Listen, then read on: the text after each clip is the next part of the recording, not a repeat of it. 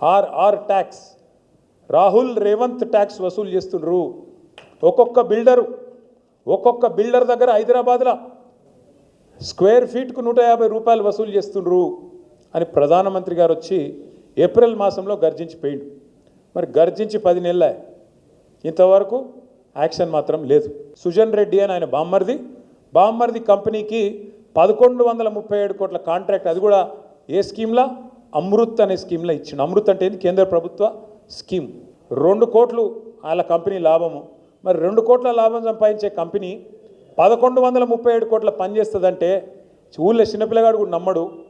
గా కంపెనీకి ఇస్తే మీరు విచారణ చేయరా సార్ అని చెప్పి ఆ సంబంధిత మంత్రి గారికి, మున్సిపల్ మంత్రి గారికి ఢిల్లీలో ఆయనకు దరఖాస్తుతో పాటు మొత్తం ఆధారాలు ఇచ్చొచ్చి 6 నెలలే. ఆయన ఉల్కడు పల్కడు. అట్లే ఇక్కడ పొంగులేటి శ్రీనివాసరెడ్డి గారి ఇంటి మీద ఈడీ రైడ్ అవుతుంది. ఈడీ రైడ్ అయ్యి ఇప్పటికి దగ్గర 160 రోజులైంది. అందులో ఏం దొరికిందో ఎవరికి తెలియదు, బ్రహ్మరహస్యం. ఈడీ ఓడి నోరు ఇప్పాడు, పొంగులేటి నోరు ఇప్పాడు. ఇవన్నీ ఏనికి సంకేతం? మరి ఎవరిని కాపాడుతున్నారు ఇవాళ రాష్ట్రంలో? బీజేపీ మీద ఒక్క మాట రేవంత్ రెడ్డి మాట్లాడారు, మీరు చూడురు.